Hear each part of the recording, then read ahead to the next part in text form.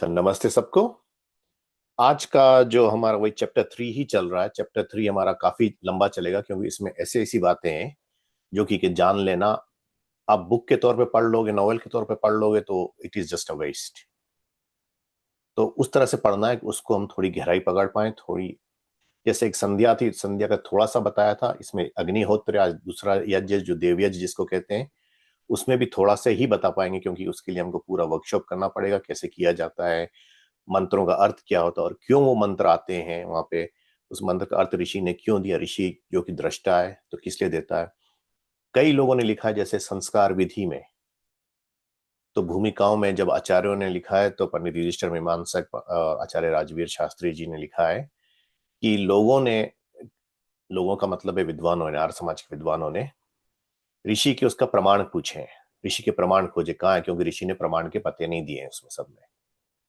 तो उन्होंने लिखा तो उन्होंने कहा उसको माने ना माने, फेंक दिया जाए, उसको अलग कर दिया जाए क्योंकि प्रमाण नहीं दिया है। पर आगे इसी में जब चैप्टर में हम चलेंगे तो जब प्रमाणों की बात आती है तो वहां पे एक प्रमाण और आता है जिसको कहते हैं आप्त प्रमाण या शब्द प्रमाण।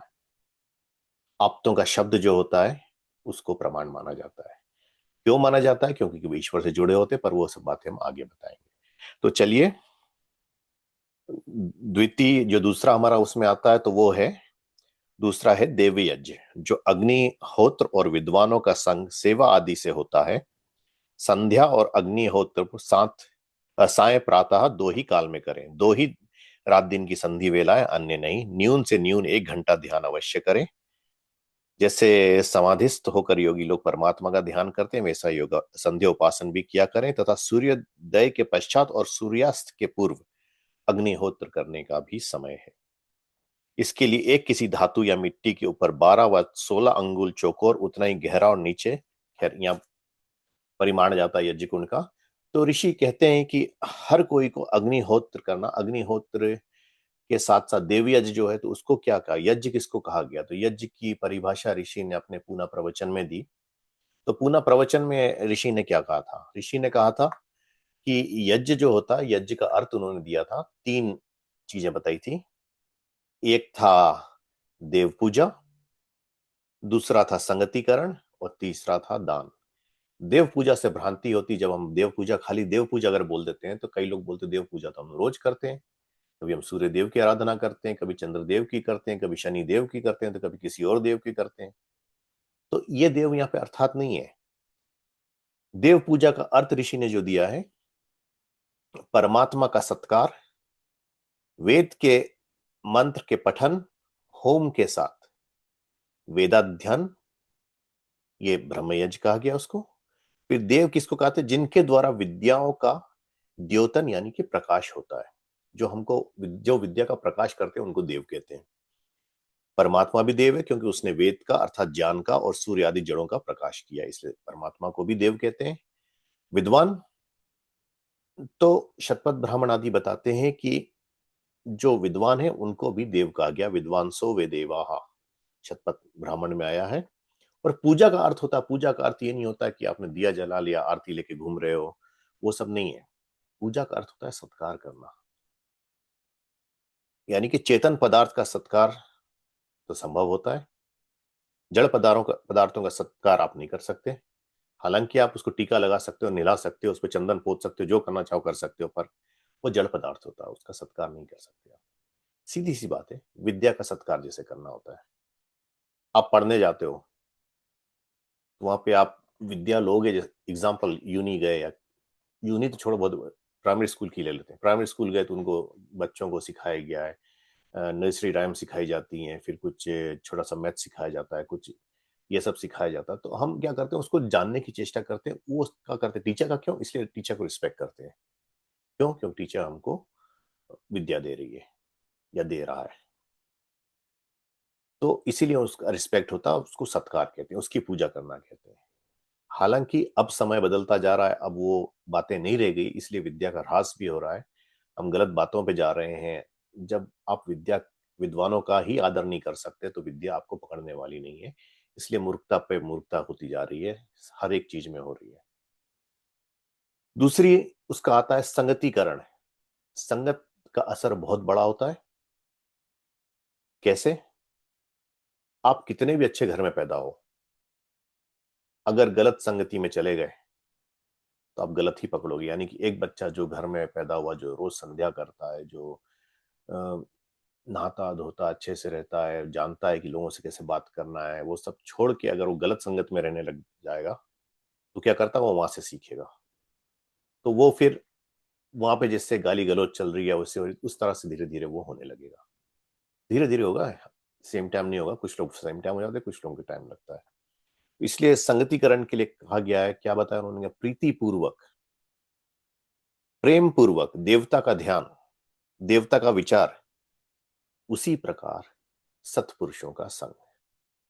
योग के द्वितीय पाद में क्रिया योग की जब डेफिनेशन आती है तो उसमें लिखा गया है, क्या लिखा गया है कि उसमें स्वाध्याय एक बात आती है, स्वाध्याय करना। स्वाध्याय का अर्थ ऋषियों ने दिया है, स्वाध्याय का अर्थ होता है मोक्षस्थ शास्त्रों का पढ़ना, यानी कि वेद अध्ययन करना। तो मोक्षस्थ शास्त्रों को पढ़ना, वेद अध्ययन करना, और किसको पढ़ना, जो वेदों पे शास्त्र बने हैं। वेदों पे जो बकवास बनाई गई है वो नहीं, जो आर्ष ग्रंथ कहलाते हैं, जो ऋषियों ने बनाए हैं। अब हम आगे जाके जानेंगे कि ऋषि होता क्या है, तो उसमें बात आ ही जाएगी, साफ आ जाएगी। तो तीसरा आता है दान। दान के लिए ऋषि ने कहा विद्या दान छोड़कर कोई भी दान उत्तम नहीं होता। यानी कि उत्तम हो, तो मैंने एक शब्द बोल दिया, उन्होंने कहा विद्या को छोड़ के कोई भी दान नहीं होता, बाकी सब बेकार की बात है। जो लोगों ने कहा कि हमने इतने पैसे दान दे दिए, हमने उतना वो कर दिया, उसने करोड़ों की संपत्ति दान कर दी है। अब इस पे आता है, जो लोग बोलते हैं कि बड़े बड़े जो बिलियनियर्स वगैरह वो दान करते, कई दान करते हैं, हालांकि उसमें काफी कुछ टैक्स के कारण करते हैं और अलग चीज के कारण करते हैं। और कई लोग इसलिए दान करते हैं कि ये सोचते हैं कि अरे हमारे जो पाप किए थे वो पाप कट जाएंगे। तो दान विद्या का ही दान होता है, और विद्या के लिए जो चीजें या पदार्थ दिए जाते हैं, अब उसमें धन वगैरह आता है। आपने धन दिया है जैसे पढ़ने के लिए किसी को, या सिखाने के लिए, बढ़ाने के लिए, और बुक्स मंगा के दी है, कपड़े मंगा के दिए स्टूडेंट को, स्टूडेंट की फीस भरी है, स्टूडेंट स्कूल में एडमिशन कराया है, या अपनी विद्या दे रहे हैं, जाके लोगों को बता रहे हैं, खुद पढ़ रहे हैं, लोगों को पढ़ा रहे हैं, अहंकार के कारण नहीं, ऋषियों की बात सत्य बताने के कारण जो विद्या का दान होता है वो ही सत्य विद्या है। अगर हम अपने अहंकार में आके कि हम जो कह रहे हैं वही सत्य है, उसको अगर लेके चल पड़े, और दूसरे किसी ने कह दिया इसमें तो ये कहा था तो हम तो ये मानते हैं, तो नहीं, मानने को आप कुछ भी मानोगे। जैसे कि स्टीफन हॉकिंस, बहुत बड़े विद्वान रहे, उनका कहना था कि ग्रेविटेशन फोर्स के कारण सब कुछ हुआ। बिल्कुल ठीक, मैं भी कहता हूं, हमारे ऋषियों ने भी यही बात कही है। ऋषियों ने तो यहां तक भी बता दिया कि जो पृथ्वी पे जो होती है, पृथ्वी के मध्य में अग्नि स्थापित की, यजुर्वेद में मंत्र आता है कि पृथ्वी की नाभि में ईश्वर ने अग्नि स्थापित की है, जिसके कारण वो अट्रैक्शन आता है, जिसको ग्रेविटेशन कहते हैं। तो हम कॉस्मोस वगैरह भी ज्यादा नहीं जा रहे हैं, ये बात उन्होंने बताई, बिग बैंग जो एक ग्रेविटेशन से एकदम कंडेंस थी, डेंस थी, उसको फटी, उसको फैला, इन्फ्लेशन हुआ, हीट के कारण हुआ, and the temperature rose very much, then it started cooling down, आदि आदि। अब दूसरी बात पे आता हूँ, तत्व की बात आती है, हमारे 5 तत्व की बात मैंने भी कहा, आगे फिर आएगा इसमें, मैं थोड़ा सा आपको टच करा रहा हूं उसमें। अग्नि हम इसमें यूज करते हैं अग्निहोत्र में। अग्नि वो तत्व होता है जिसमें भेदक शक्ति होती है, जिसमें फैलाने की ताकत होती है, जिसको सूक्ष्म करने की ताकत होती है। क्या करता है, घुसता है, फाड़ता है उसको। वायु अग्नि से ज्यादा सूक्ष्म है। अब किसी भी सूक्ष्म चीज में आप स्थूल चीज घुसाओ, क्या होगा। एग्जाम्पल, बालू भर के रखो एक बर्तन में, सैंड, उस सैंड में आप लकड़ी रखो, लकड़ी जो है ज्यादा स्थूल है, उसने सैंड को क्या किया, सैंड को हटाया, स्पेस बनाई, उसको कहते हैं फाड़ना, हटाना। उसी तरह से जब अग्नि ने जो फैलाया, जो आकाश था उसमें, आकाश में, तो उसके बाद जो टुकड़े हुए, अलग अलग चीज हुई, जो बननी शुरू हुई, मैं अभी उस पर जा रहा हूं, साइंस के उस पर। तो उसके बाद उन्होंने ग्रेविटेशन के कारण धीरे धीरे धीरे धीरे धीरे धीरे सब जुड़ते रहे, और कई लोगों ने कहा कि लोग मानते हैं कि 4 तत्वों से चीज बनी है। वैसे 5 तत्व भी बोलते हैं, 4 तत्वों से कई वैज्ञानिकों ने कहा है। उन्होंने कहा पहले के लोग मानते थे कि अग्नि, वायु, अग्नि, जल और पृथ्वी, ये 4 चीज से बनी है। वो कहते तत्व के बारे में हमारे पुराने ऋषि महर्षि जो होते थे वो जानते नहीं थे। उन्होंने कहा कि हीलियम भी एक तत्व है, दूसरे तत्व भी बने, पर आप अच्छे से देखिए हीलियम है क्या? गैसियस फॉर्म होता है helium, very high volatile, it's always burning and all. उसका आयन एक ही होता है, इसलिए एक ही नंबर दिया गया उसको। सबसे पहले जो पीरियोडिक टेबल है उसमें जो आता है उसमें सबसे पहले वही आता है केमिस्ट्री में उसमें। सेकंड आता है ना, हीलियम इज स्टेबल। हीलियम में फिर उसके पहला क्या है? Hydrogen. Hydrogen is second. Oh sorry, hydrogen is the first one, yeah. ये हाइड्रोजन, देन हाइड्रोजन फिर हीलियम, हीलियम बनता हीलियम है। इज स्टेबल, हीलियम हाँ, बैलून जो आता है वो स्टेबल है, हीलियम, हाँ। तो हाइड्रोजन जो हुआ, हाइड्रोजन फैला, उसमें हाइड्रोजन बना। थैंक यू सूर्या जी। तो हाइड्रोजन बना, उसमें हाइड्रोजन आने पे हाइड्रोजन क्या होता था कि उससे हीलियम कन्वर्शन हुआ, हीलियम बना हाइड्रोजन, He2 उसका फॉर्मूला है। हाइड्रोजन का एक ही है, एक आयन होता है। तो जब वो उस पे बना तो पहले पहले क्या होता था, वो उतनी हीट नहीं मिली है उसको, उतना वो नहीं मिला, बनने की ताकत नहीं हो पाई, तो वो हीलियम हुआ, फिर ब्रेक डाउन होकर फिर हाइड्रोजन आ गया, फिर बनने की ट्राई किया, फिर ब्रेक डाउन हो गया, काफी टाइम होने के बाद बना इवेंचुअली हीलियम। पर इसमें आप देखोगे hydrogen is a gas, helium is a gas, पर यह है क्या? वायु है कि नहीं? वायु का ही रूप है। वायु के साथ अग्नि मिली हुई है, इसलिए वो फैल रहा है, आदि आदि। तो बात उसी पे आ जाती है, वो इसी तत्वों पे आ जाती है जो पहले के तत्व थे, जैसे तो आदि आदि, वो हम जैसे जैसे आगे जाएंगे तो उसमें आएंगे।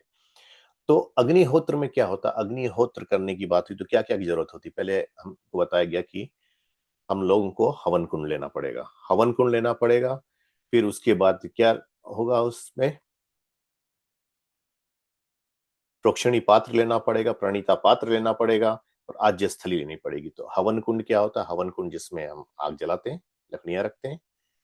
प्रोक्षणी पात्र क्या होता है? चम्मच जो होती है। प्रणीता पात्र क्या होता है? जो पानी रखने का जो होता है, यूटेंसिल। इसमें सत्यार्थ प्रकाश में आप देखोगे तो उसमें पिक्चर बनाए हुए है ऋषि ने। और आज्य स्थली क्या होती है? प्लेट टाइप या बोल टाइप की ले लीजिए, जिसमें घी रखी जाती है। फिर एक चमचा, जिससे कि आहुति देनी है हमको। तो वो सोने चांदी व काष्ठ का बना के उसको रखना। तो उससे क्या होता है कि प्रोक्षणी पात्र जल आचमन आदि के पानी निकालने काम आता है। प्रणीता पात्र में पानी स्टोर किया जाता है। आजकल थोड़ा मॉडर्न हो गए तो हम छोटा से छोटे ले आते हैं, तो सीधा डायरेक्टली गिरा लेते हैं ऊपर, वो आसान हो जाता है। और घी वगैरह रख के उसमें छोड़ना है, वो घृत को अच्छे से तपा लेना होता है। हम लोग कई बार करते हैं तो घी क्या होता है? हमारा जमा हुआ घी होता है, तो वो अग्नि तेज नहीं कर पाए। जितनी तेज अग्नि होगी उतना ज्यादा सूक्ष्म करेगी पदार्थों को वो। तो हवन कुंड का माप क्या होता है?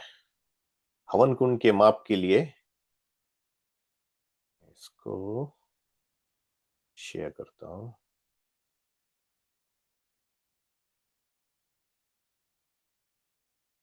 तो इसमें देखिए हवन कुंड का जो ये दिख रहा है, तो 16 अंगुल का ऊपर ले लिया। जैसे 16 में कॉमन की बात बता रहा हूं, आप बड़े भी होते हैं छोटे भी होते हैं। 12 या 16 अंगुलियां ऋषि ने बताया शायद। तो 16 जो ऊपर अगर लिया था, 16 फिंगर्स या जो भी ले लिया, इसे नाप के 16 अंगुल का लिया, तो उसके नीचे का पार्ट जो होता है उसका कोटा होता है। तो 16 का कोटा क्या होगा? 4 होगा। यहां से यहां ये जो आ रहा है, ये डीपनेस इसकी 16 होनी चाहिए। 16 उतनी ही डीप होनी चाहिए। उसका कारण क्या है? जब अग्नि जलती है, इस तरह से सेट किया जाता है अंदर, उसको वेदी बनाई जाती है अंदर, कि यहां से जगह रहे हवा आने की।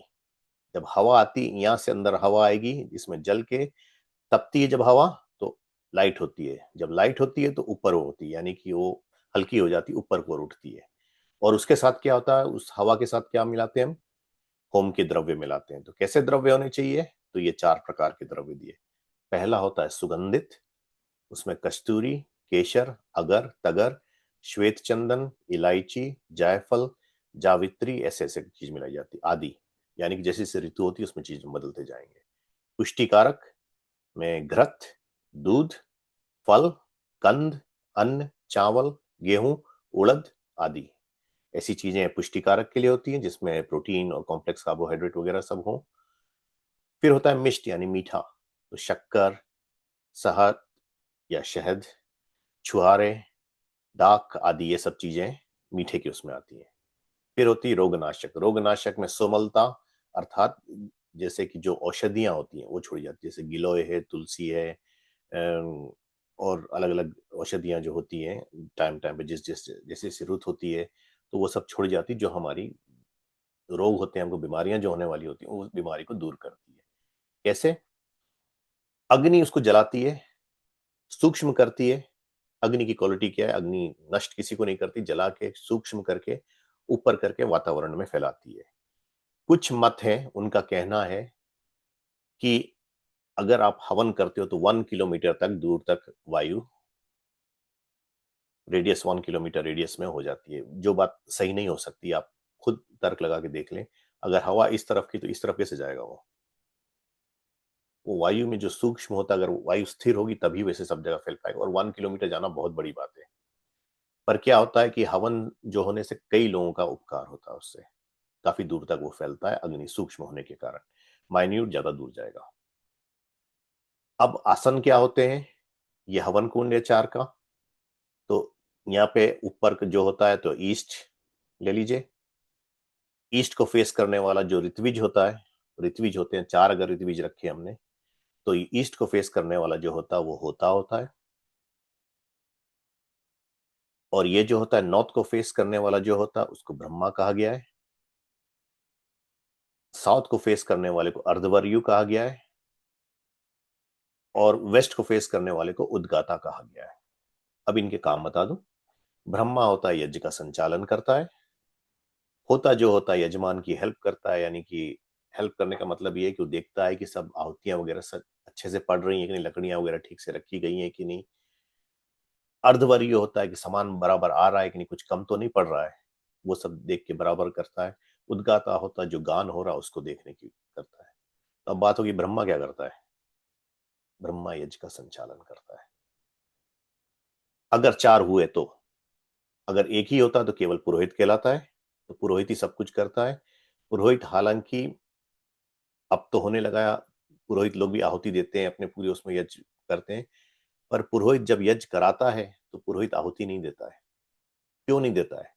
क्योंकि अकेला वो बैठा है वहां पे यज्ञ संचालन कर रहा, वो उस पर ध्यान देगा कि अपने उस पर ध्यान देगा? अगर 2 होते हैं तो एक पुरोहित एक ऋत्विक कहलाता है, तो वो बाकी चीज संभालता है। और 3 होते हैं तो एक अध्यक्ष हो जाते हैं, कहला जाता है। तो ये तीनों की जगह ले ली उन्होंने और संभालने वाले भी हो गए। और यजमान यहाँ पे बैठता है जहां होता है इस जगह पे, ईस्ट को या तो फिर नॉर्थ को करने वाले होते हैं। यजमान की ये दोनों आसन जगह बताई गई है। हम लोग हालांकि ईस्ट फेसिंग लेते हैं, पर ये दोनों जगह यजमान बैठता है। फिर बाकी परिवारगण उसके वहां बैठ सकते हैं।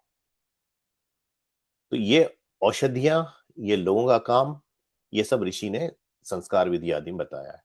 अब होता कितनी कितनी आहुति देनी, इसी में है ये सब में।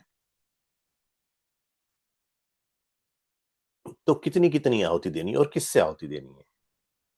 तो कितनी कितनी आहुति देनी, तो ऋषि ने कहा है कि छोटी सी एक तो चुटकी के करके करना। मैंने एक बार आचार्य जी से पूछा था क्यों उतना करते हैं, तो आचार्य जी ने समझाया था मुझे, मैं आचार्य वेद प्रकाश श्रोत्री की बात कर रहा हूँ, तो उन्होंने समझाया था कि देखो क्यों छोटी सी दी जाती है आहुति, थोड़ी सी क्यों दी जाती है? जिससे कि अग्नि, जो हमारी अग्नि उतनी प्रचंड नहीं है, उस अग्नि में डालोगे तो जलाने की ताकत होनी चाहिए अग्नि में।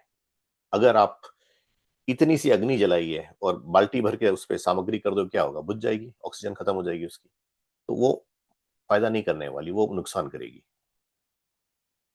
क्यों? क्योंकि कि जब ऑक्सीजन कम होती है तो क्या पकड़ती है? जब अग्नि चलती है तो हाइड्रोजन जो कि बहुत वोलेटाइल और बॉन्डिंग कैपेबिलिटी वगैरह कार्बन के साथ है, ये पानी वगैरह बनाते हैं जिसे, और कार्बन जो निकलता है उससे, किसी भी चीज को जलाओगे आप कार्बन देखोगे उसमें, ब्लैक जो निकलता है उसका। कार्बन क्या है? Carbon is just a general thing, जैसे कि पत्तियां वगैरह को करोगे कंपोस्ट में, दैट इज कॉल्ड कार्बन, जो पार्ट से जो बनती है नेचर के उसमें। तो वो कार्बन में क्या होता है? कार्बन में एक अगर केमिकल एलिमेंट पे जाओगे तो उस कार्बन में एक बहुत बड़ी प्रॉपर्टी होती है, वो होती है बॉन्डिंग की। बहुत जल्दी बॉन्ड करता है। ये आप जब हाई स्कूल में केमिस्ट्री वगैरह करते हो तो उसमें सिखाया जाता है। तो कार्बन की जो बॉन्डिंग प्रॉपर्टी होती है तो वो जल्दी से जुड़ता है। तो किससे जुड़ता है यहाँ पे? किससे अग्नि तेज हो रही थी? ऑक्सीजन के आने से। ऑक्सीजन के आने से मिलके ये क्या बनता है? कार्बन डाइऑक्साइड बनती है। दो ऑक्सीजन, कार्बन के दो मॉलिक्यूल करके ऑक्सीजन, उसमें CO2 हो गया। अब एक बार और गड़बड़ हो जाती है, दो नहीं ले पाया वो, तो क्या हुआ? जब आपने कर दिया, अग्नि तेज नहीं हो पाई, दो ऑक्सीजन नहीं खींच पाई, वो एक जुड़ती है, कार्बन मोनोऑक्साइड जिसको कहते हैं, CO उसका केमिकल फॉर्मूला है।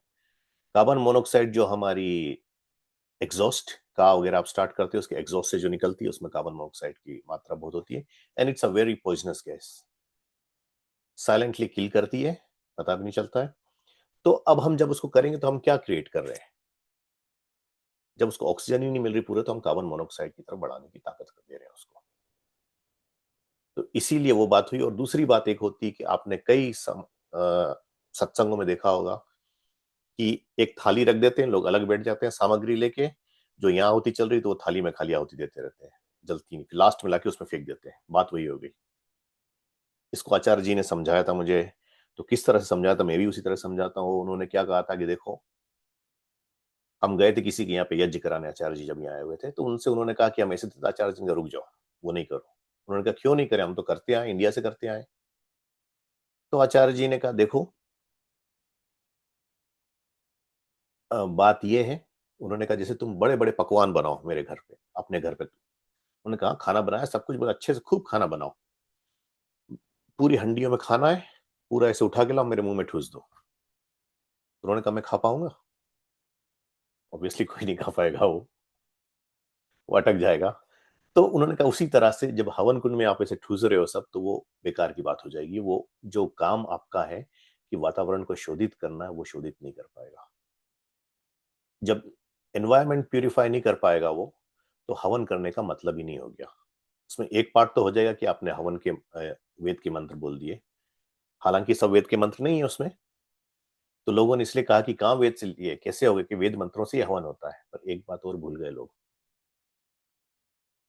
वेद क्या होते हैं? जो दृष्टा की आत्मा में उत्पन्न करता है ईश्वर। तो जब यज्ञ की बात होती तो वो वहां पे करेगा। इसलिए ऋषियों के यज्ञ में वो भेद नहीं हुआ, हमने भेद कर दिए। पारस्कर ग्रह सूत्र आदि पढ़ोगे तो उसमें आहवन्य अग्नि की बात करते हैं। वो आहवन्य अग्नि किसको कहते हैं? आहवन्य अग्नि यज्ञ की अग्नि होती है, जो ब्राह्मण, क्षत्रिय और वैश्य के घर पे हमेशा जलती रहती है, इसलिए अग्नि स्थापित की जाती है। आज हम क्या करते हैं, कार्बन का फॉर्म जो है, टेरेपनोइड जो है हमारा कपूर, उसको जलाते हैं, सीधा हवन कुंड में छोड़ के आग स्थापित कर देते हैं। कर सकते हो कब? जब आप रोज अग्निहोत्र करते हो, रोज आपकी अग्नि वहां पे तीव्र होती है, दिए वगैरह जलते रहते हैं आपके घर में, तब कर सकते हो। ब्राह्मण, क्षत्रिय और वैश्य जो होते थे उनके घर में हमेशा होता था ये, सवेरे से सवेरे संध्या, सब दोनों जो जुड़ने की बात होती उसमें अग्निहोत्र होता था। तो उसमें क्या हुआ, हालांकि शूद्र भी करता था, बात ये हुई कि ये जो इनके यहाँ से लाई जाती, इनके यहाँ से लाने का तात्पर्य क्यों बताया गया है ब्राह्मण, क्षत्रिय और वैश्य के? उससे इसलिए बताया गया क्योंकि कि विद्या देने वाले यही तीन होते हैं, ब्राह्मण, क्षत्रिय, वैश्य और शूद्र को विद्या दे सकता है, इंक्लूडिंग ब्राह्मण, या चारों वर्णों को दे सकता है। क्षत्रिय बाकी के तीन वर्ण को दे सकता है, क्षत्रिय, वैश्य और शूद्र को। वैश्य वैश्य और शूद्र को विद्या दे सकता है, शूद्र किसी को विद्या नहीं दे सकता। क्यों? क्योंकि शूद्र होता ही वो है जिसके पास वो वेद विद्या नहीं है। तो इसका मतलब नहीं कि वो छोटा है, बड़ा है, या उसको दुत्कार देना चाहिए, अनटचेबल हो गया, वो तो बेकार की बात है, लोगों ने अपने मन से बना लिया है। होता तो मैनुअल वर्क करने वाला भी वही होता है, हाँ, विद्यावान नहीं होता है। तो इसलिए कहा गया कि इन सब का करने वाला, तो इनके यहाँ से अग्नि लाई जाती है, इनकी अग्नि जलती है, उपासना अग्नि जलती रहती है, उपासना की अग्नि। तो फिर पूछा गया कि अगर ना ला पाए तो मैंने पूछा था आचार्य से, हालांकि ऐसी बात बात ने पूछा था, तो मैं जबरदस्ती आर्ग्यू कर रहा था फॉर आर्ग्यूइंग सेक। तो आचार्य जी से मैंने पूछा था अगर नहीं लाना चाहूं तो क्या करोगे, कैसे करेंगे आप? कपूर से जलाने में, या लोग लकड़ी रख के उस पर रुई लगा के धुआं के ऊपर घी छोड़ के जला देते, मैंने क्या गड़बड़ है उसमें, आपत्ति क्या है? तो आचार्य जी ने कहा, तुम विद्या कहां से उठा के लाओगे? बोले, प्रशांत तुम खुद पढ़ते हो, ऐसी बात पूछते हो मुझसे? कहते, कहां से विद्या लेके आओगे तुम ऐसी? या किसी भी सड़क पे पड़ी हुई कोई चीज उठा के विद्यावान बना दोगे तुम उसको? मैंने कहा नहीं। तो उन्होंने कहा, सब चीज का एक प्रोसेस होता है। उन्होंने कहा कि अगर तुम कल से, मैं तुम्हें यूनिवर्सिटी में सीधा बिठा दूंगा, बचपन से पढ़ा नहीं है तुमने कुछ, तो कहीं यूनिवर्सिटी कर लोगे? हो भी सकता है, पर लगभग नामुमकिन है। वैसे नामुमकिन नहीं है, पर लगभग नामुमकिन है, क्योंकि आप फेल पे फेल होते जाओगे, क्योंकि आपने बेसिक पढ़ी ही नहीं है। इसलिए उन्होंने कहा वहां से लानी पड़ती है। अगर वो ना हो तो अग्नि स्थापित करनी पड़ती है। अग्नि कैसे स्थापित करना है? दिया जलाना। दिया जलाने के बाद क्या करना? दिया जलाने के बाद कपूर वगैरह लेके एक थाली में रख के उस अग्नि प्रदीप्त करनी, और उसमें अग्नि कंटेन करनी। कैसे कंटेन करेंगे? उसके अंदर हम वो छोटे छोटे कपूर वगैरह डाल के अग्नि तेज करके, फिर उसको जब अंगार देने की कैपेबिलिटी हो जाए, असली अग्नि अंगार ही होती है, तब उसमें छोड़ी जाती है मंत्र के साथ। फिर दूसरे में प्रदीप की जाती, जो प्रज्वलित करने के लिए अग्नि थोड़े बहुत काष्ठ, छोटे छोटे काष्ठ वगैरह छोड़ के उससे ऊपर उठाई जाती है। तो अब प्रश्न उठता है, ये अग्नि तो हमने स्थापित कर दी, उसमें सामग्री भी बता दी, क्या क्या सामग्री मिला के करना, 4 प्रकार के द्रव्य हैं क्या, वो छोड़ देना। तो फिर पूछा गया, इससे कुछ फायदा होता है? वही चीज अगर हम किसी को खाने को दे दें, उतना खाना और वो सब, तो फायदा होगा उसका? तो ऋषि से ये प्रश्न, ऋषि इसमें प्रश्न उत्तर के उसमें देते हैं, कहते हैं कि अगर तुम पदार्थ विद्या जानते तो ये बात कभी नहीं पूछते। क्यों? क्योंकि के अग्नि सूक्ष्म करती है उनको, वायु तक फैलाती है, वायु के द्वारा दूर दूर देश तक जाती है। अब अगर खाने को दिया तो एक ही को आप खाने को दे सकोगे, इससे लाखों लोगों का आपने उपकार किया। और फिर कहते हैं जहां पे हवन वगैरह होता है, दूर देश में स्थित पुरुष के नासिका से सुगंध का ग्रहण होता है, वैसे दुर्गंध दुर्गंध का भी। कि इतना ही समझ लो कि अग्नि में डाला हुआ पदार्थ सूक्ष्म होकर फैल के वायु के साथ दूर देश में जाकर दुर्गंध की निवृत्ति करता है, दुर्गंध हटा के सुगंध ला देता है, माइंड आपका क्लियर कर देता है। तो उन्होंने कहा जब ऐसे ही है तो हम वो अपने स्प्रे वगैरह होते हैं और ये सब चीज घर पे रखें, केशर कस्तूरी वगैरह घर पे रखें, जो महकने वाली चीज, तो क्या आपत्ति है? तो कहते हैं कि वो जो होती है ना, उसमें वो सामर्थ्य नहीं, उसमें वो कैपेबिलिटी नहीं। कैपेबिलिटी किसमें होती है? भेदक शक्ति जिसमें होती है, अग्नि में हीट एनर्जी अप्लाई करनी पड़ती है वहां पे। तो फिर उन्होंने कहा अच्छा ठीक है, ये बात मान ली, तो फिर मंत्र क्यों बोले जाते हैं? उन्होंने कहा मंत्रों में वह व्याख्यान है जिससे होम करने के लाभ विदित हो जाए, क्यों होम करना चाहिए, और मंत्रों की आवृत्ति होने से कंठस्थ रहे, यानी कि मंत्र बार बार बोलने से हमारे याद हो जाए। वेद पुस्तकों का पठन पाठन और रक्षा भी हुए, इससे लोग पढ़ेंगे जानेंगे उसकी, और ये सब है। तो पूछा क्या इसके बिना पाप होता है हवन नहीं करेंगे तो? ऋषि कहते बिल्कुल होता है। क्यों? क्योंकि अपने शरीर से हम दुर्गंध निकालते हैं, दूसरों को देते हैं, दुर्गंध के साथ बीमारी आती है। जब बीमारी आएगी तो दूसरों को दिया है तो पाप ही कर रहे हो। तो इसलिए कहा कि इसके लिए करना चाहिए जिससे कि घृत आदि उत्तम पदार्थ एक तो खाने भी चाहिए, और दूसरी चीज है कि उससे यज्ञ भी करना चाहिए, जिससे कि बॉडी हमारी जो एब्जॉर्ब करती है, उससे शरीर और आत्मा की बल की उन्नति हो सके, जिससे हमारे। पर कहते खिलाना तो ठीक है, पर होम करना ज्यादा उचित है।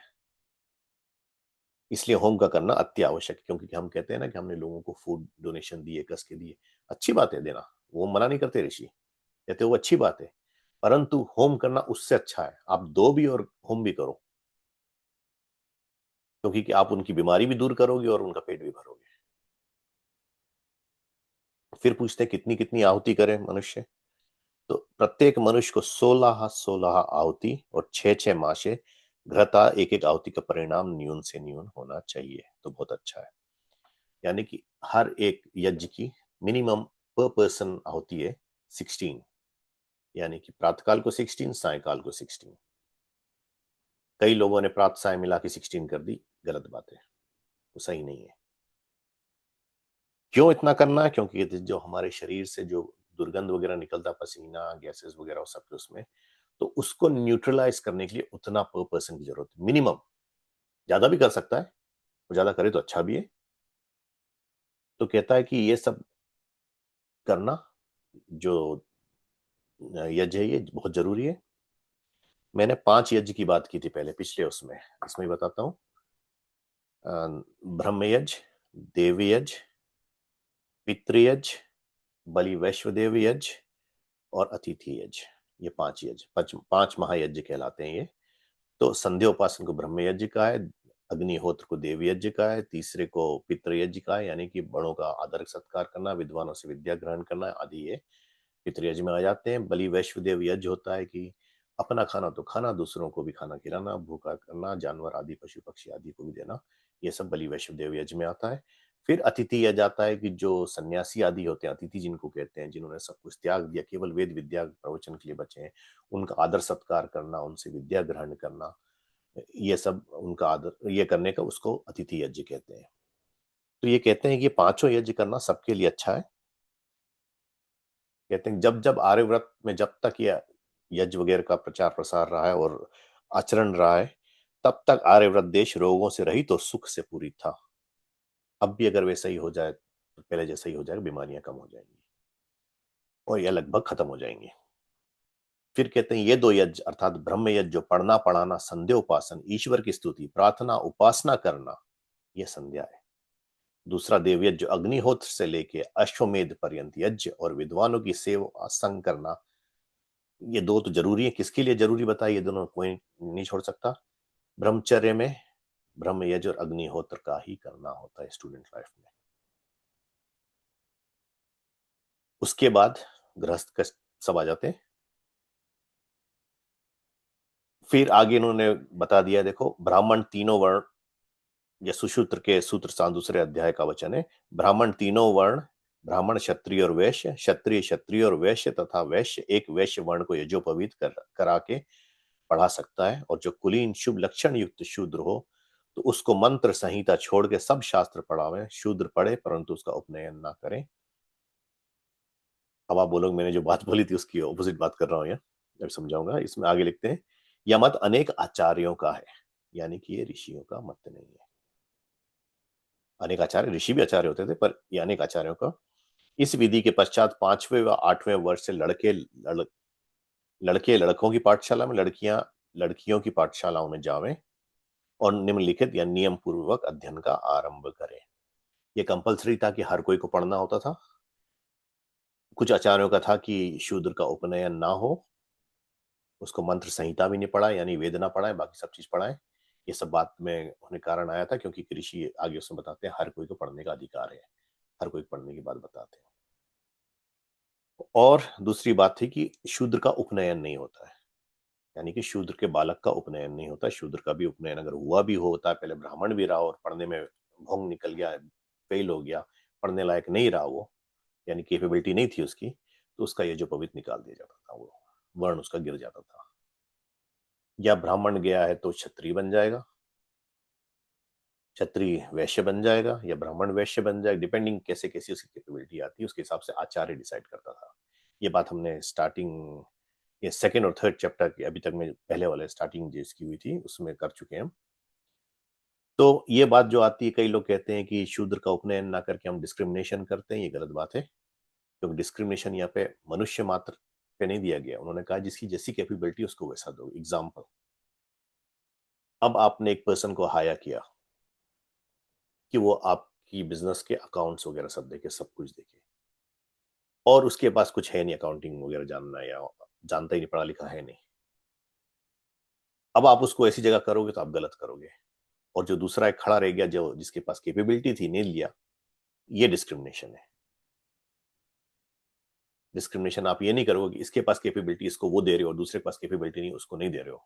डिस्क्रिमिनेशन होगा अगर आप दोनों में भेदभाव करोगे कि आपके रंग डिफरेंट है, कोई गोरा है, कोई काला है, कोई सांवला है, कोई कैसा है, तो उसके हिसाब से करोगे तो वो डिस्क्रिमिनेशन है। इसीलिए उपनयन के लिए कहा गया है कि उसको उपनयन नहीं देना शूद्र के पुत्र को। क्यों? पहले घर पे माता पिता देते हैं, पिता देता है, तो पिता कब देता है? जब पिता की कैपेबिलिटी होती है, पढ़ा लिखा होता है, खुद होता है उसके पास, तब देता है अपने बच्चों को। उसके बाद जब गुरुकुल जाते हैं तब आचार्य देता है।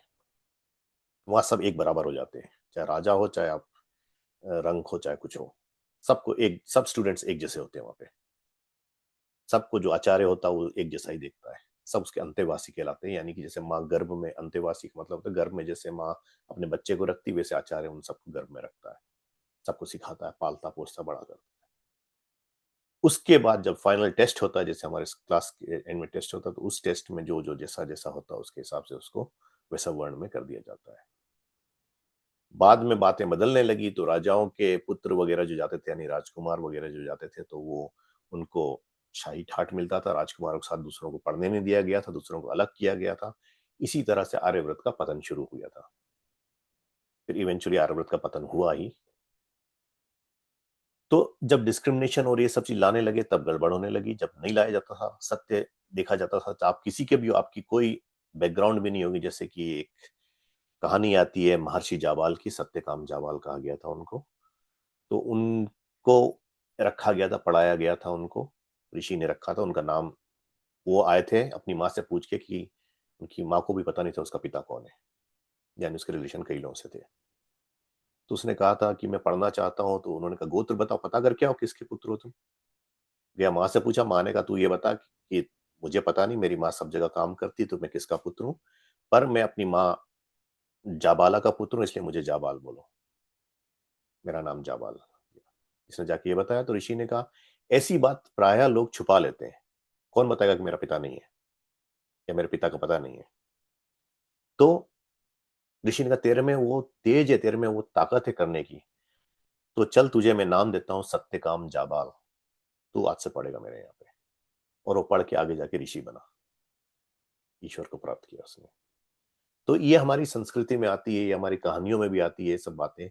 जो दुख की बात ये है कि जब अंग्रेजों का शासन था तब ये सब बातें दबाई गई थी, खास करके इंडिया के उस पर दबाई गई थी कि हम, हमारी संस्कृति कहीं ऊपर दिखने ना लगे। उनको हमेशा नीचे ही संस्कृति दिखानी थी। क्यों? नहीं तो वो रोक नहीं पाते, ज्यादा दिन रुक नहीं पाते वहां पे। लोगों को भिड़ाते रहे, लोगों को लड़ाते रहे, इस तरह से करते हुए उन्होंने अपना राज्य किया।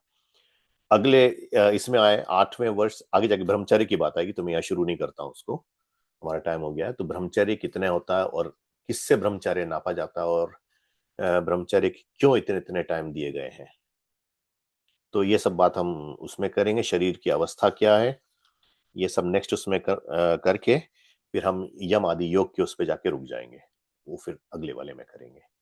पर अगले हफ्ते तो शायद हमारा सत्संग है, तो अगले हफ्ते क्लास नहीं हो पाएगी उसके बाद, क्योंकि पर यहाँ तक कि अग्निहोत्र की ये बात है। और अग्निहोत्र को हम एक बार वर्कशॉप कर चुके हैं, और करने के लिए अब इसमें एक बात और कर दूं, जो क्वेश्चन आता है कि अगर हम वेद मंत्रों से करना, इसमें ये मंत्र भी जोड़ लिया, वो मंत्र भी जोड़ लिया, क्या गड़बड़ है? ऋषि ने 16-16 आहुतियां बताई हैं, 16 से ज्यादा देना चाहो तो ऋषि ने कहा दो, पर किससे दो? तो ऋषि कहते हैं इससे अगर ज्यादा देना चाहे वो, तो जो मंत्र है विश्वानी देव सवितर दुरितानी वाला, जो उससे दे, या तो यजुर्वेद का जो 3 व्याहृति के साथ जो गायत्री मंत्र है, ओम भूर्भुवः स्वः तत्सवितुर्वरेण्यम, उससे दे। इसमें एक बात मैं भूल गया, उसको क्लियर कर दूं। स्वाहा शब्द, कुशल जी ने प्रश्न किया था कि गायत्री मंत्र में हम ओम भूर्भुवः स्वः बोलते हैं कि स्वाहा बोलना है वहां पे, तो स्वः की बात है।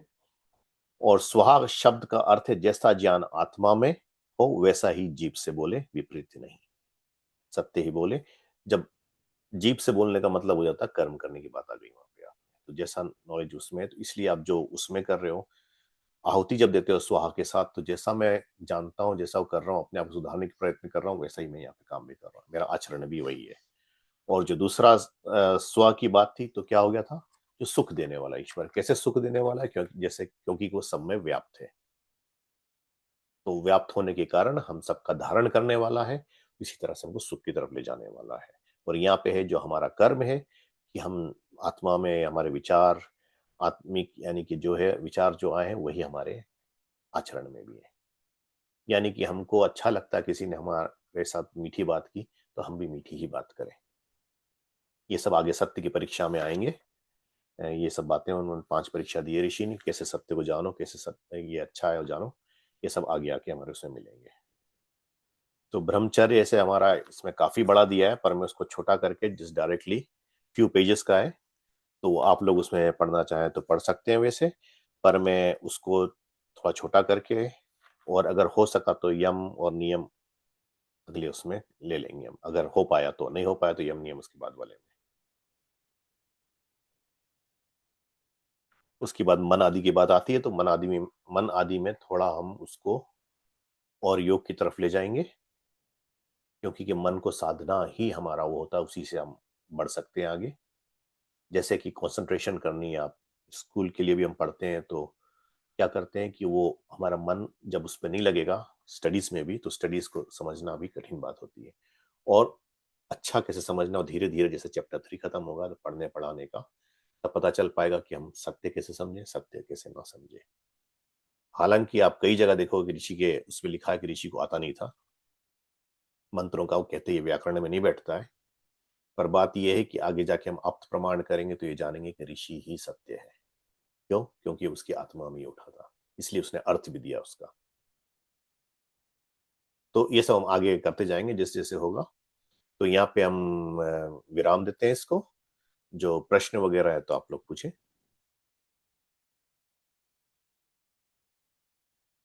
जी सूर्या जी। जी नमस्ते, धन्यवाद पंडित जी आज के सेशन के लिए। इसमें मेरे दो, मतलब एक तो सामग्री से संबंधित प्रश्न है, दूसरा हवन के ऊपर है। जी सामग्री में जो पहली चीज आपने बताई, कस्तूरी। जी कस्तूरी क्या एनिमल प्रोडक्ट है? जी, उसकी नाभि से निकलती है। तो is it ideal, even though नहीं नहीं सुगंधित नहीं, वो इन मरने एनिमल के बाद प्रोडक्ट? जो ली जाती है। हमारे उसमें ये बात है, जैसे कि जूते की बात होती है, जूते भी पहने जाते हैं, तो जब विद्वानों के जूते, जो लेदर वाले जूते जो पहनते हैं, तो वो क्या करते हैं, जो वो, नेचुरली डेड एनिमल के लेते हैं। हाँ, डेड एनिमल का लेते हैं, बिल्कुल ठीक। ये बातें आगे आती भी है, मांसाहार उसकी जब बात बताते हैं ऋषि हम्म। चैप्टर 10 में, तब ये बात आती भी है भक्ष्य भक्ष्य में। तो कस्तूरी बीइंग एनिमल प्रोडक्ट, फिर भी हाँ, जो उसको घी एनिमल में डाल प्रोडक्ट सकते अगर नहीं मिले तो कोई जरूरी नहीं है कि वो लेना। हैं। इतने चीज ऋषि ने दी, इतनी चीज अगर मिल जाती है तो अच्छी है, सुगंध देने वाली।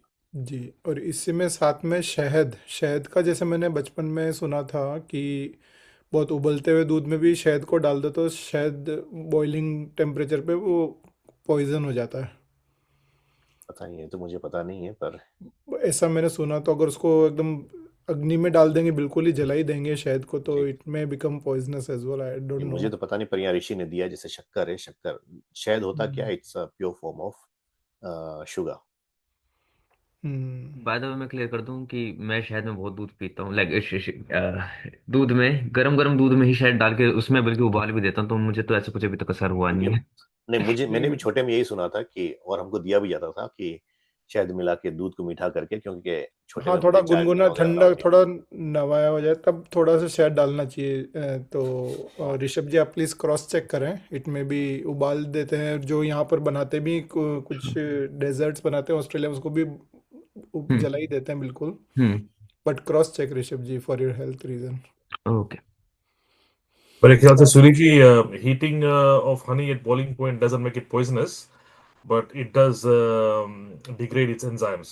Yes. So it may not be as effective as normal honey. तो honey को तो वैसे भी room temperature में ही लेना चाहिए. But if you're putting it at boiling point, then you are degrading its enzymes, which will not give you the full benefit. But it's not poisonous, no? Only in नहीं, मतलब poisonous in the sense कि हाँ, कुछ negative effect हो सकता है, ये modern science में नहीं कैप्चर कर रही हो, but that is what I was told by my हाँ, नहीं, शायद ये नाना बात जी। होगी जैसे खुशील जी ने कहा कि उसकी क्वालिटीज खत्म हो जाती होंगी। हाँ, तो उसको ना हो उसके लिए डिस्ट्रैक्ट करने के लिए ऐसा वर्ड यूज करते होंगे, हाँ, तो वो करते हैं, एल्डरली। जैसे कई चीज में बताया गया वैसे। इवन दूध को भी एक बार लगातार उबालते हैं ना, तो उसका भी जो न्यूट्रिएंट्स होते हैं वो भी कम हो जाते हैं। yes. So that is fine, but my main question was around Kasturi. Ji And if I can ask question about हवन itself, कि शूद्रों को भी तो हवन तो रोज करना ही चाहिए फिर हाँ, भी। शूद्रों को भी, हर मनुष्य को हवन रोज करना है, हर मनुष्य को। और करेक्ट। तो और जो अग्नि लाई जाती है वो शूद्रों के लिए इंस्ट्रक्शन है कि वो हाँ या वो उन्होंने भी एक बार स्थापित कर दी तो इट कैन कीप रनिंग, अगर रोजाना ही करना उनको तो। हाँ न, बात यह है कि अग्नि स्थापित करने की बात होती तो शूद्र उसी को कहेंगे जो पूरे वो आचरण पे नहीं आता है, स्वाध्याय वगैरह नहीं करता, पर अगर वो करते रहे, अपने बच्चों के लिए रोज कराते रहे और स्थापित कर दिया है सवेरे शाम अगर करते रहे वो, तो शूद्र भी अपने आप को ऊपर उठाने की बात करता है। तो मतलब कंटिन्यू कर ही सकता है ना। हाँ वो हाँ, कंटिन्यू कर ही सकता है। हाँ ठीक क्योंकि है। ये बात नहीं बताएगी कि आप इस एज में जाके नहीं बन सकते, क्योंकि क्वेश्चन आते हैं और एग्जाम्पल भी आते हैं। महर्षि विश्वामित्र एक बड़ा एग्जाम्पल है। वो एक किंग थे, क्षत्रिय थे, क्षत्रिय से उन्होंने अपने आप को ब्राह्मण कर लिया था, ऋषि हो गए थे, और वो राज्य संभालने के बाद की बात है, तो यानी कि वो अपने गुरुकुल वगैरह के अध्ययन खत्म करके जा चुके थे। जी जी, धन्यवाद। जी खुशील जी। It can be from Yes. certain plants as well. मैंने रेज हैंड के बदले मैंने क्लिक कर दिया था शुरुआत में। मैंने यह चेक किया है पंडित जी वेब में, तो जो सूर्य जी ने कहा कस्तूरी, तो it says Kasturi could refer to हाँ द दिया, हाँ but it also mean from a plant. Certain plants. Certain plants provides a musk-like fragrance without the animalic components of a deer musk. हाँ So ठीक है, शायद उसकी बात होती होगी, उसके क्योंकि बाद ये तो आयुर्वेद की बात है जो मुझे पता नहीं है। ये चीज ना आप उनसे पूछना, आचार्य ज्वलंत कुमार शास्त्री से, कि उन्होंने इस पे टिप्पणी बात करी थी एक प्रवचन में, पर पूरी व्याख्या नहीं दी थी, उनको पता या है। तो हम उनसे भी पूछ सकते हैं, अगर शक्ति वेश जी को कांटेक्ट करेंगे तो अपने पिताजी से पूछ सकते हैं, उनके पिताजी हम्म। वैद्य हैं, हाँ तो तो वो बता सकते हैं हमको कि क्या है वो। हाँ, ठीक है। अच्छा, मैं पूछूं पर अपना प्रश्न। जी जी हाँ, पूछिए। तो पंडित जी, जैसे हमने अभी बात करी थी, हालांकि ये तो मुझे पहले से ही पता था, पर एक ये जिज्ञासा मन में उठ गई थी कि जैसे वो जैसे आप्त पुरुषों के वचन जो होते हैं आपस में कहते हैं कॉन्ट्रडिक्ट नहीं करते हैं। बिल्कुल ठीक। ये बात बिल्कुल ट्रू है। और पर आप्त पुरुष भी कहीं ना कहीं छोटी मोटी गलती कर देते हैं। ये बात का मेरे पे संशय बना है, क्योंकि निरुक्त में जो ऋषि यास्क हैं, उन्होंने अपने 6 अध्याय में ऋषि क्या नाम है इनका, हाँ, ऋषि शाकिल्य को पकड़ा है कि इन्होंने यहाँ पर दोष, इनको उनका वहां पर उन्होंने दोष जनाया था वेद से रिलेटेड।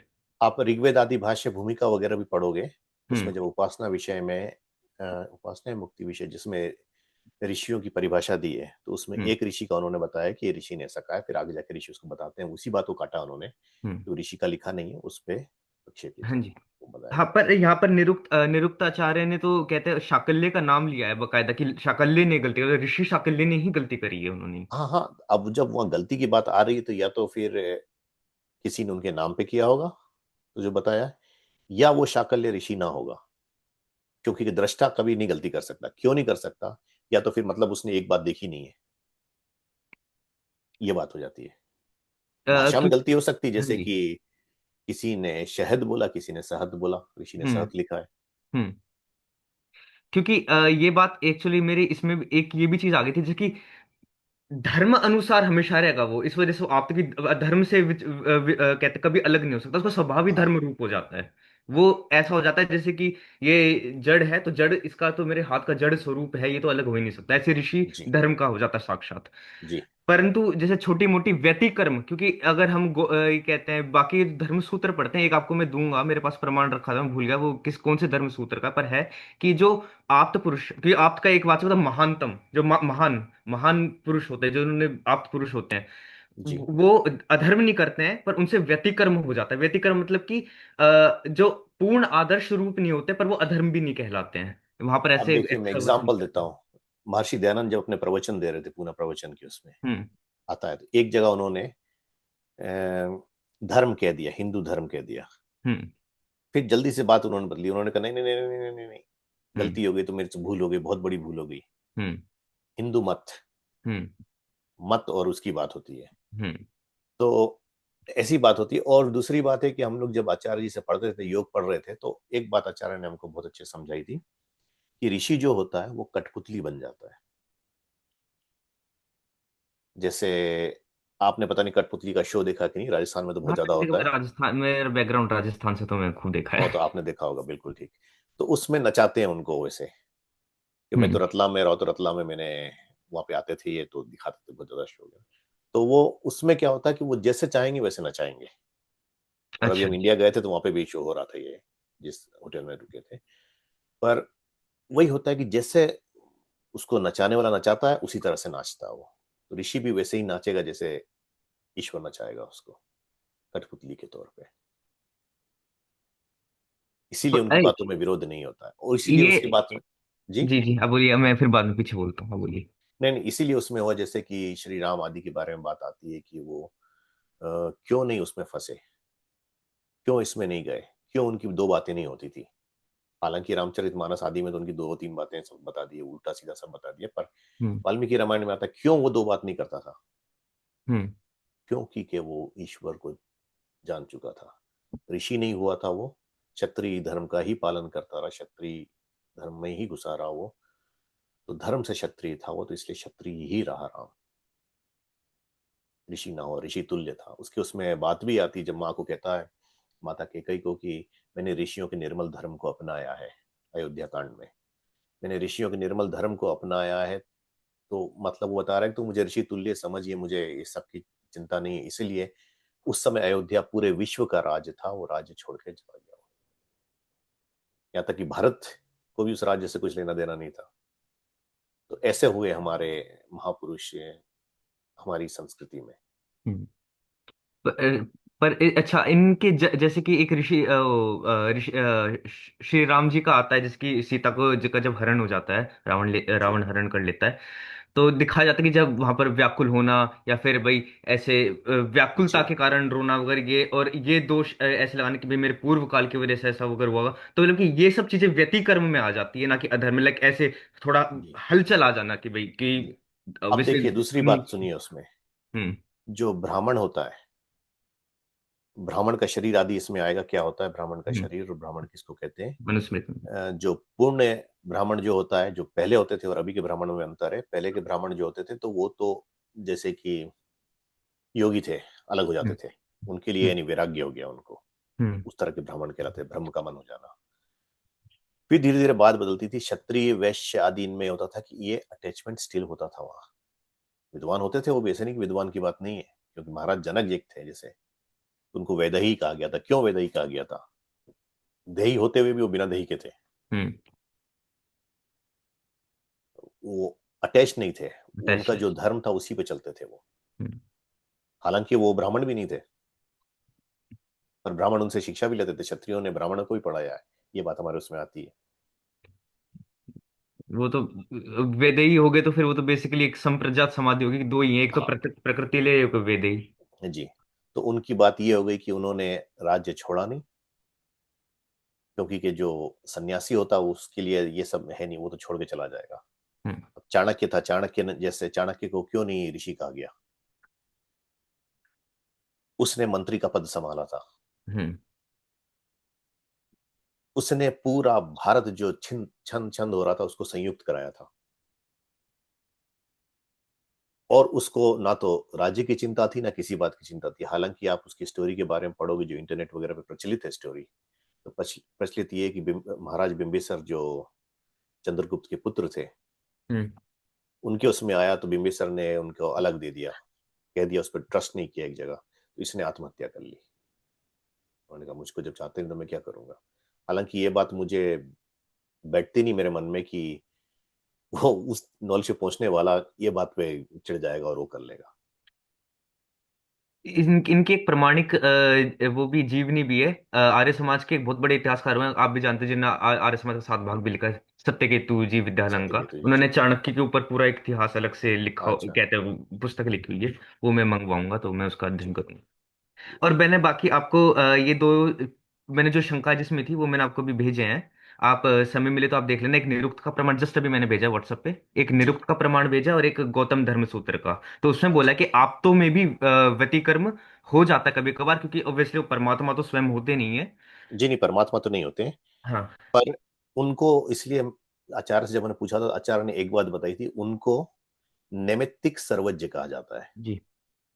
यानी कि जिस चीज के बारे में जानना चाहते हैं उस चीज के बारे में जानते हैं और वो पूरा पूर्णतः जानते हैं। पुण्यता जाने जी।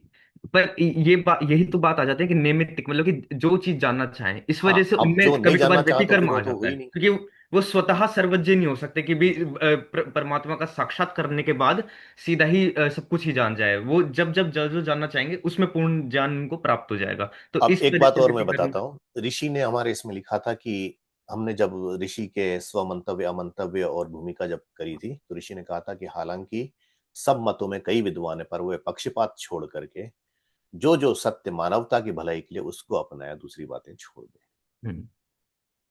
तो उसमें कभी कभी ये होता है कि लोग असत्य को भी सत्य समझ लेते हैं वहां पे, क्योंकि ऋषि ने ये बात छोड़ दी है, पूरी बात बोली नहीं थी, एक बात बोली इससे उसको नहीं जोड़ दिया। जैसे कि अभी लोगों ने निकाल दिया है कि आकाश होती दूसरे आकाश की उत्पत्ति होती है, हम्म।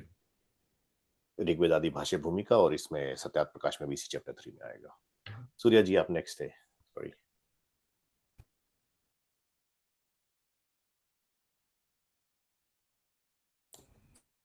जी जी सूर्या सॉरी, जी। मेरा अनम्यूट नहीं हो रहा था। हाँ, तो एक पहले लाइटर क्वेश्चन पूछ लेता हूँ, क्षमा चाहता हूँ जी इसे प्रश्न कमेंट के लिए, कि जब ऋषि लोगों में जो नैमित्तिक शक्ति आ जाती है और जो सांसारिक जीवन में उनको जितनी भी शंकाएं रही होती है, जी कि जैसे भी ऋषभ जी ने बताया कि किसी ऋषि ने दूसरे ऋषि के लिए बोला, या आपने बताया कि किसी ने कहा कि चाणक्य ने आत्महत्या कर ली एंड ऑल दैट, तो जब वो नैमित्तिक शक्ति आ जाती है योगी बनने ऋषि बनने के बाद, तो फिर तो वो नेटफ्लिक्स की तरह सारा पास्ट में जाके सारी स्टोरीज रियल टाइम में देखते होंगे ऑन डिमांड, कि वाकई में क्या हुआ था ऐसा। उनके एक मन में एक रहता कंटिन्यूस प्रोसेस चलता होगा ना उनके ऋषि योगियों के मन में, कि हाँ सारे वेरीफाई कर ले, क्लेरिफाई कर ले सारे डाउट्स।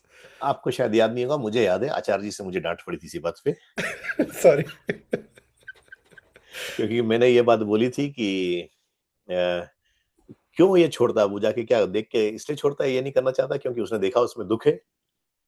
तो वो आचार्य ने कहा तो प्रशांत तुमने अपनी बात सुनी है, क्या बोल रहे हो तुम, जो वो काट के आया क्यों घुसेगा उसमें, वो तो सीधी जी बात यही मेरा हो जाती। तो अपना वो जो छोड़ ही दिया तो उसमें क्यों जाके वो देखना चाहेगा कि मैंने यहाँ गलती की थी, मैंने ये किया था, मैंने वो किया था, वो तो नहीं छोड़ नहीं ही दिया, उसका मन ही नहीं नहीं है नहीं, वहां मैं पे। हाँ सब लाइटर नोट पे था। मेरा मुख्य प्रश्न ये था कि मूल डेफिनेशन ऑफ यज्ञ क्या होती है, क्योंकि जो पंच महायज्ञ हमने बोला था, पहले दो तो चलो संध्या और हवन का तो हो गया, जी लेकिन मत बड़े बुजुर्गों की सेवा करना, भोजन करना कराना, जी और अतिथियों की सेवा करना, तो जी ये तो नैतिक शिक्षा में भी आ सकता था। इसको बिल्कुल यज्ञ ठीक। बोलने के क्या पंच मुख्य, महायज्ञ ही हमारे जीवन का वो है कि हर रोज का हमारा वो आ जाता है कि क्या कैसे जीना है, नित्य बिकॉज जीना इट्स है कैसे। नित्य कर्म में आ गया, इसलिए उसको यज्ञ बिल्कुल में डेफिनेशन में आ गया। नित्य इज बिल्कुल ठीक पार्ट ऑफ जी। द, या फिर उसका कोई मूल के जैसे अग्नि, या फिर जो तेज, या उसमें जो नहीं नहीं नहीं, अग्नि भी जलाते पुरुषार्थ, हैं उसमें, अग्नि करते हैं देखो। पुरुषार्थ, या जो पुरुषार्थ को भी अग्नि रूप में ले लिया, तो जी हाँ, वैसा कह सकते पुरुषार्थ हैं। भी आ जाता है। और यज्ञ देखिए, एक तो संवत्सर या जो जैसे हमारे साल वगैरह का होता है, जो षष्ठी में चल रहा है तो संवत्सर यज्ञ वगैरह के हिसाब से हमारे साल वगैरह बदलते हैं, महीने का यज्ञ हुआ आदि। उसी तरह से मनुष्य के जीवन का यज्ञ है, तो कैसे जीना है, उसका पुरुषार्थ क्या करना है, उसमें नहीं होना, अग्नि की तरह प्रज्वलित होना है, उसमें लोगों को अ, अच्छी चीज देना है आदि आदि। और दूसरी बात ये हो गई कि वो नैतिक कर्म हो जाता है कि बिल्कुल ठीक, हर दिन माता पिता की सेवा करना, वृद्धों की सेवा करना, विद्वानों का संग करना, विद्वानों की सेवा करना, फिर भूखों को खाना देना। भूखों को खाना देने का मतलब ये नहीं कि आप रोज शेर को खाना देना शुरू कर दो, रोज बकरी काट के उसको दे रहे हो रोज, तो वो एक दिन आपको भी खाएगा वो। तो सिर्फ ये शेर क्षत्रिय वैश्य और शूद्रों के लिए ही होगा, ये तो फिर नहीं नहीं नहीं, ब्राह्मण के सबके लिए लिए नहीं होता है कि जितना ब्राह्मण भी खाता, तो गाय चींटी वगैरह को तो हमारे उसमें आता है ना, ओम अन्नपते अनस्सेनो देहनामेव से सुष्मिन जो हम बोलते जी हैं, जी उसमें आ जी जाता है। जी, दो ठीक पैर है। वाले तो चार पैर, यानी कि दो पैर वाले मनुष्य आदि, चार पैर वाले जो क्या कहते हैं पशु पक्षी आदि है, क्योंकि जी चांडालों वगैरह को भी देने को बताया ऋषि ने ना। जी, उस समय धन्यवाद। ये होता था कि चांडाल वगैरह शमशान का देखते थे, उनको जल्दी कोई छूता नहीं था, तो वो जी, सब बात होती थी। शरीन जी आपने फिर रेस किया था। मेरा प्रश्न ये है, जो एक हमने इसमें आपने डाला उसमें बोला कि जो पौष्टिक हम सामान यूज करते हैं यज्ञ में, एक उसमें दूध है, तो दूध कैसे डालना है उसमें उसमें सामग्री में मिला के, या आप प्रसाद के तौर पे नहीं नहीं लाइक? नहीं, सामग्री में ही मिलाना पड़ेगा दूध, क्योंकि ये दूध को किसी चीज में एब्जॉर्ब करना पड़ेगा। दूध में जो जल की क्वालिटी होती है, जल में क्या होती है, जल में शीतलता की क्वालिटी होती है। जल में जब शीतलता की क्वालिटी होती है, आप अग्नि पे डायरेक्टली डालोगे तो वो बुझा देगा, जैसे घी। तो घी भी सामग्री मिला कि घी से तेज किया जाता है। घी में वोलेटाइल प्रॉपर्टीज भी है, दूध में वो वोलेटाइल प्रॉपर्टी नहीं, हालांकि घी दूध का ही प्रोडक्ट है, पर वो बात है कि दूध उसमें छोड़ने का। ये जब हमने, ये फिर से करना चाहिए हमको एक्चुअली वर्कशॉप, तो महर्षि याज्ञवल्क्य और शतपथ ब्राह्मण या बृहदारण्यक उपनिषद का ले लो, तो उसमें महर्षि याज्ञवल्क्य और जनक का संवाद हुआ यज्ञ पे। मेरी वेबसाइट पे शायद है, कर्मकांड के उस पे। तो उसमें ये बात बताते हैं कि अगर ये ना मिला तो क्या करें, तो उन्हें उससे करो, खाली दूध से करो। फिर से करते करते इवेंचुअली एंड तक आ जाते हैं कि अगर ये सब भी नहीं मिला तब क्या करना। तो कहते हैं याज्ञवल्क्य कहते हैं जनक से, तब अ, सत्य में श्रद्धा की आहुति डाल दो, यानी सत्य को ही पकड़ लो, तुम्हें उससे आस्था तुम्हारी हटनी नहीं चाहिए, उसी में आस्था रखो, सत्य पे ही चलो। अगर कुछ और नहीं है तुम्हारे पास करने को तो यही करो, कुछ नहीं मिला और तो। जी, थैंक यू। रवि जी। नमस्ते पंडित जी। नमस्ते। मेरा क्वेश्चन योजना से ही है। जैसे आपने 5 तरह की योजना बताए हैं, तो इसमें जी इक्वालिटी कैसे है? जैसे कि अगर मैं हवन करता हूँ जी। और मैं दूसरा बंदा संध्या कर रहे हैं, तो दोनों इक्वल में आते हैं, या इनमें भी ऐसे है कि कोई चीज ज्यादा अच्छी है, कोई चीज कम अच्छी है, जी ऐसा नहीं, कुछ है? ये पांचों नित्य करने के, पांचों करने हैं सबको। तो आप ये नहीं कह सकते कि संध्या में करूंगा खाली, यज्ञ नहीं करूंगा, या यज्ञ करूंगा संध्या नहीं करूंगा। अच्छा, ओके, मतलब पांचों करने हैं। हाँ, ये ड्यूटीज है हमारी, ये ड्यूटीज छोड़ नहीं सकते हम। तो ओके। इसको कहा है कि ये कब छोड़ सकता है, जब मरणोपरांत हो जाए तब। मरणोपरांत तक आप ये करोगे। ठीक है, थैंक यू। तो इसको मैं और समझा दूं, जैसे कि सूर्या जी ने कहा था, ये बहुत सिंपल बात आ गई, ये हमारी नैतिक शिक्षा हो गई, हमारे को जिंदगी में ऐसे ही जीना है। हाँ, नैतिक में आती है, यस। यानी कि ईश्वर की उपासना करनी है, ईश्वर की उपासना के साथ लोगों की भलाई करनी है, देव यज्ञ से लोगों की भलाई करते हुए फिर क्या करना, माता पिता और विद्वान जो होते हैं उनका आदर सत्कार करना है। उसके बाद क्या होता है, जो भूखे बेचारे हैं उनके लिए खाना देना है, अपना अपने अपने ठूस लेना है, अपने लालच में नहीं आना है। और फिर अतिथि जो होते हैं जिनके द्वारा वेद आदि विद्या का प्रसार होता है, प्रसार प्रचार होता है, उनको बढ़ावा देना है, क्योंकि उनके पास और कुछ नहीं होता, वो सब कुछ छोड़ चुके होते हैं। और वो आपके घर पे भोजन आदि भी तभी करेंगे जब आपको कुछ देंगे, तो यानी कि विद्या ही देंगे और कुछ नहीं देंगे वो, हम्म। उनके पास और कुछ नहीं होता। तो बात यह है कि उन सब का आदर सत्कार करना, ये हमको करना ही करना है, ये गृहस्थ की ड्यूटी है।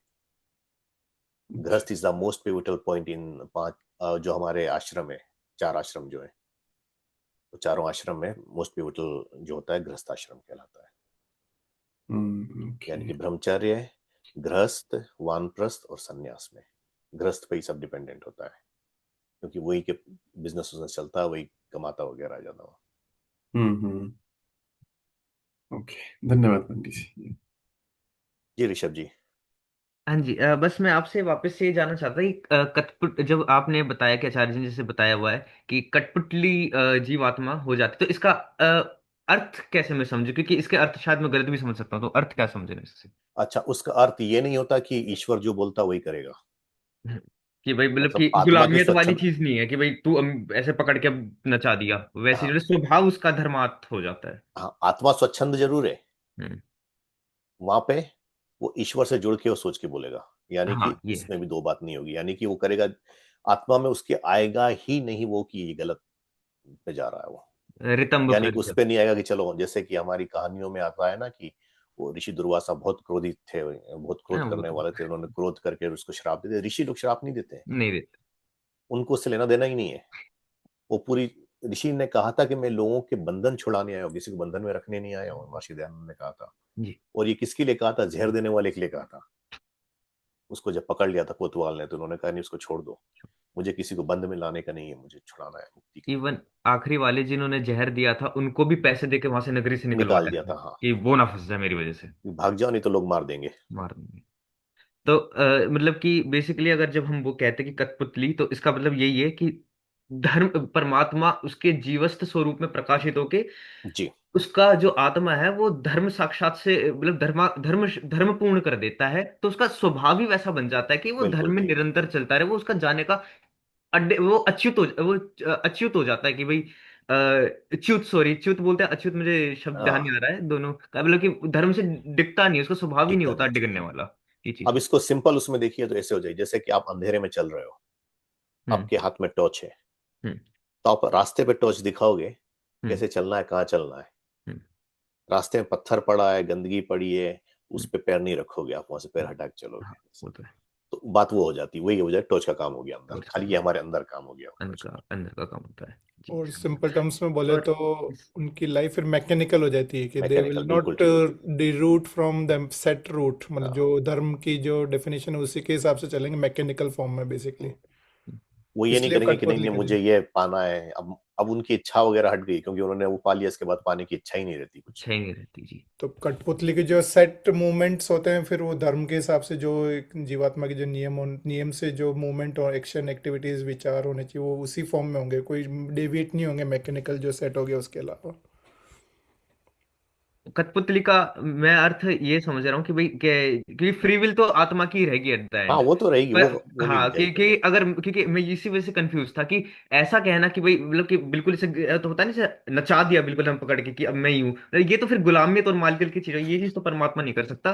पर धर्म का साक्षात करना, उसे जी, प्रकाशित, उसके जीवस्त स्वरूप में उसे ब्रह्मस्थ कर देना, वो चीज अलग है कि भाई नहीं वो नहीं, मैं समझ गया था, जब वो आपने परमात्मा। कठपुतली के उससे पूछा तो मैं समझ गया था, आपने वो डायरेक्ट उस पे ला रहे हो कि हाँ, मैं कोई वो कंफ्यूज कठपुतली। हो गया, ये ऐसे गुलामियत वाली चीज तो आचार्य जी नहीं बोलेंगे। हाँ, नहीं नहीं, उस पे वो नहीं होता। इट्स ए टेंडम और सिंक मोमेंट में आ जाते हैं बेसिकली ईश्वर के जी, साथ। तो इसलिए ऐसा लगता है कि ईश्वर घुमा रहा है और वो घूम रहा है, जबकि वो खुद ही उस फॉर्म में हाँ, मैं घूम रहा। टेंडम फॉर्म में यानी कि मूवमेंट कर रहा आत्मा में प्रकाश हो गया, वो जान गया कि क्या है सत्य, क्या नहीं है। इसीलिए तो हमारी उसने दिए ना कि हर एक कोई को सत्य और असत्य पे विचार करके आपको चलना है, अपना आचरण करना है। है। बल्कि मैं तो समझता हूँ ईश्वर को ब्रह्मस्थ अवस्था में आना है, इसका मतलब होता है जीवात्मा मालिक बन गई है, मालिक इन द सेंस बिल्कुल कि ठीक। क्योंकि स्वामी बन गई, सचमुच की स्वामी स्वामी बन बन गई, गई। वही स्वामी हाँ, तत्व है। तो वही बात है, इसलिए उनको ईश्वर भी कहा गया है। जी हालांकि वो बिल्कुल। ईश्वर नहीं होते हैं, हाँ, पर इसलिए ईश्वर कहा गया क्योंकि वो गलत जी। नहीं करते। रवि जी, आपने हाथ उठाया था शायद। नहीं नहीं, वो मिस्टेकनली हुआ था। वो ओके। पहले ही वाला था एक्चुअली। और कुछ है, नहीं तो फिर हम एंड करें सेशन। तो पंडित जी, हमारा अगला सत्संग होगा, हमारे सत्संग नहीं, सत्तर प्रकाश क्लास होगा 13 तारीख को 7 बजे, सैटरडे। 13th। 13। हाँ। हाँ, 13 को 7। हाँ, 30 7 भी, ठीक है। 7:30 भी कर शायद सकते हो। नहीं, शायद तैयार है ना, शायद क्वार्टर पर, मेरी नाइट शिफ्ट है। तो तो 7:30 में कर दूं। नहीं, 7:30 की बात नहीं, 6 o'clock में काम पे पहुंच जाता हूँ, 6 o'clock मुझे शिफ्ट स्टार्ट करनी होती है, तो स्टिल 1 hour है, तो 7 तक हो जाना चाहिए मुझे तैयार। 15। या 7:15। हाँ, 7:15, अच्छा। अच्छा ठीक है, 7:15, 13 7:15, दिसंबर, फ्राइडे, सैटरडे। हाँ ठीक, 13th को वो ठीक है। होगा। कितनी ना? चैप्टर 3 ना पंडित जी। चैप्टर 3 कंटिन्यू होगा, आगे हम ब्रह्मचर्य पे करेंगे, कितने प्रकार का ब्रह्मचर्य होता है, और अगर टाइम मिला तो यम नियम पे भी कर लेंगे, नहीं तो ओके। यम नियम उसके बाद वाले में कंटिन्यू करेंगे, योग पे आ जाएंगे। अच्छा। ठीक है, धन्यवाद जी। आप सबको। धन्यवाद पंडित जी, बताइए। नमस्ते। चलो पंडित जी। धन्यवाद पंडित जी। सबको नमस्ते।